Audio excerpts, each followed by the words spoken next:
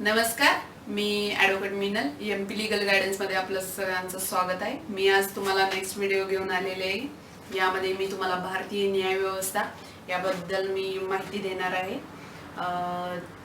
भारतीय न्याय व्यवस्था याच्याबद्दल मी माहिती देताना मी पहिल्यांदा तुम्हाला सांगते की ज्यावेळेस एखादं सिव्हिल रॉंग म्हणजे एखादी चूक ज्यावेळेस घडते ती दोन प्रकारची असते. त्यामध्ये एक क्रिमिनल आणि सिव्हिल अशा दोन प्रकारामध्ये त्याला विभागलं जातं.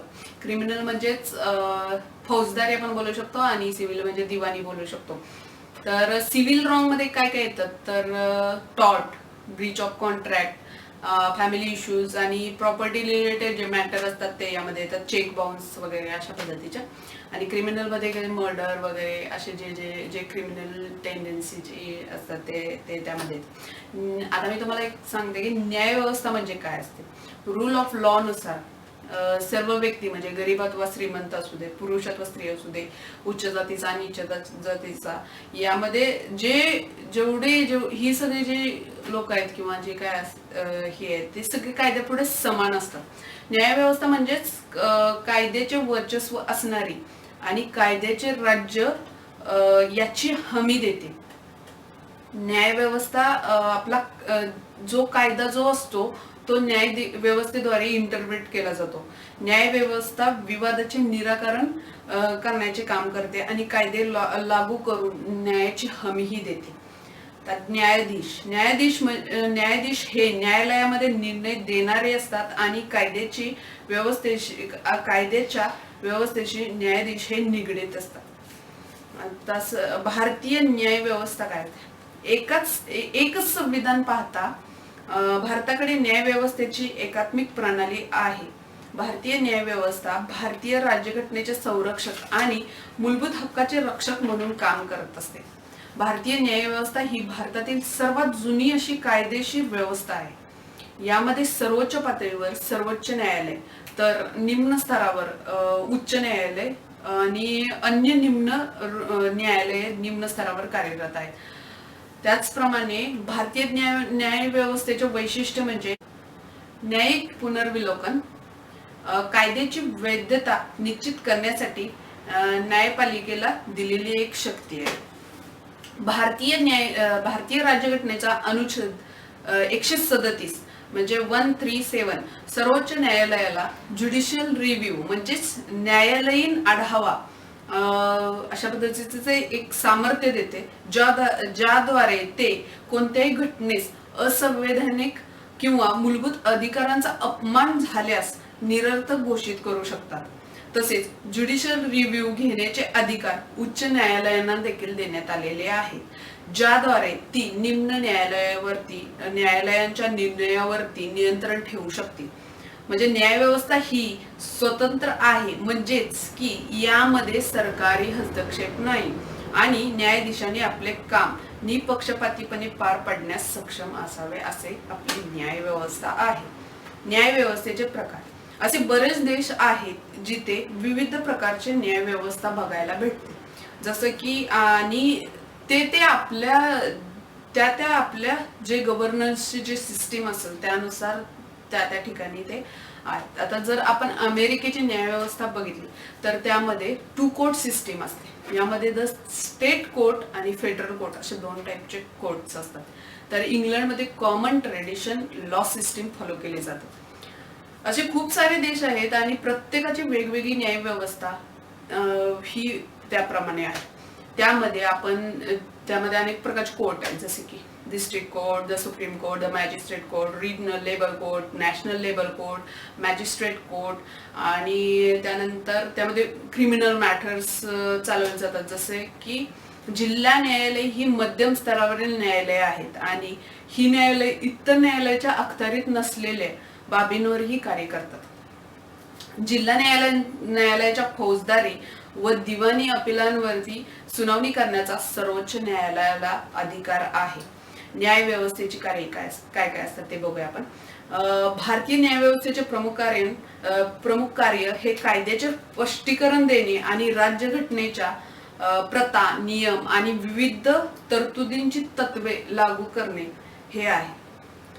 आपली भारतीय राज्यघटना सर्व नागरिकांना असमानतेपासून संरक्षण करण्याचा अधिकार देते आणि आपली न्याय व्यवस्था त्या अधिकारांचे संरक्षण करते. विधिमंडळाने पारित केलेला एखादा कायदा जो घटनेला विरोध करत असेल तर त्यास असंवैधानिक म्हणून घोषित करण्याचा पूर्ण अधिकार ज्युडिशियल रिव्ह्यू द्वारे मेहरबान कोर्टाला दिला गेलेला आहे. हे फक्त संरक्षणच नाही तर बदलत्या परिस्थितीनुसार घटनेमध्ये सुद्धा बदल करू शकतात. भारतीय राज्यघटना ही राज्यघटनेला हृदय आणि आत्मा असे संबोधले जाते. तसेच आर्टिकल 32 नुसार हे आपण याला संबोधित करत असतो. तर जर मूलभूत हक्कांचे उल्लंघन झाले तर सर्वोच्च न्यायालयात थेट जाणे किंवा थेट संपर्क साधणे रीटद्वारे हे आपल्याला आर्टिकल 32 नुसार प्रदान करतात. आणि उच्च न्यायालयात जर जायचं असेल तर आर्टिकल 226 नुसार आपल्याला तो अधिकार प्राप्त होतो. भारतीय घटनेत संघीय रचना स्थापन केलेली आहे. यामुळे हे अधिकार हे केंद्र व राज्य यामध्ये विभागून गेलेले आहेत व त्यांच्यामध्ये कार्यक्षेत्र वाद होऊ शकतो. म्हणूनच यामध्ये वाद ठरवण्याचा अधिकार सर्वोच्च न्यायालयाला देण्यात आलेला आहे. भारतीय कायदेशीर मुद्द्यांबाबत राष्ट्रपतींना सल्ला देण्याचे अधिकार सर्वोच्च न्यायालयाने घटनेतून मिळवले आहे. इंडियन कॉन्स्टिट्यूशन आर्टिकल 143 सल्लागार कार्यक्षेत्रात अधिकार प्राप्त करते. तर लोकल ऑफिशियल्स आणि सबऑर्डिनेट स्टाफ यांची नियुक्ती करण्याचा अधिकार सर्वोच्च न्यायालय आणि उच्च न्यायालयाला यांना आहे. आता भारतीय न्यायव्यवस्थेचा जो चार्ट आहे तो कशा पद्धतीने मी तुम्हाला थोडक्यात एक्सप्लेन करते. तर सगळ्यात वरती येईल सुप्रीम कोर्ट नंतर हायकोर्ट येईल, त्यानंतर डिस्ट्रिक्ट कोर्ट आणि ऍडिशनल डिस्ट्रिक्ट जज येतील, त्यानंतर येईल ते सबऑर्डिनेट जज क्लास फर्स्टचे, आणि त्यानंतर ते सबऑर्डिनेट जज क्लास 2 चे, आणि त्यानंतर क्लास 2 नंतर येईल ते court of small cause for metropolitan cities, आणि या साईडला येईल म्युनिसिपल कोर्ट ऑफ और कोर्ट ऑफ सब जजेस 3rd क्लास येईल. हे झाले ह्याचं जे होतं. थोडक्यात मी तुम्हाला आता भारतासारख्या मोठ्या देशामध्ये दररोज उद्भवणाऱ्या विवादांना सामोरे जाण्यासाठी न्यायालयाचे अनुक्रम आणि त्यांचे कार्यक्षेत्र योग्य प्रकारे परिभाषित केले गेलेले आहेत, म्हणजे केले गेलेले असले पाहिजे. सर्वोच्च न्यायालय नॅशनल लेवलवर व उच्च न्यायालय स्टेट लेवलवर, तर सबऑर्डिनेट कोर्ट्स असतात ते डिस्ट्रिक्ट लेवलवरती सबऑर्डिनेट स्तरावरती ते कार्यवाही करत असतात. त्यामध्ये 7 असे जे 7 प्रकार आहेत भारतीय न्यायालयांचे. त्यामध्ये तुम्हाला मी सांगते, आता मी तुम्हाला थोडक्यात सांगते. फर्स्ट येईल सुप्रीम कोर्ट, त्यानंतर येईल हायकोर्टमध्ये येतील मेट्रोपॉलिटन कोर्ट्स येतील, आणि डिस्ट्रिक्ट आणि सेशन कोर्ट्स येतील. तर मेट्रोपॉलिटन कोर्ट्स मध्ये काहीतरी सिव्हिल कोर्ट येणार आणि क्रिमिनल कोर्ट येणार.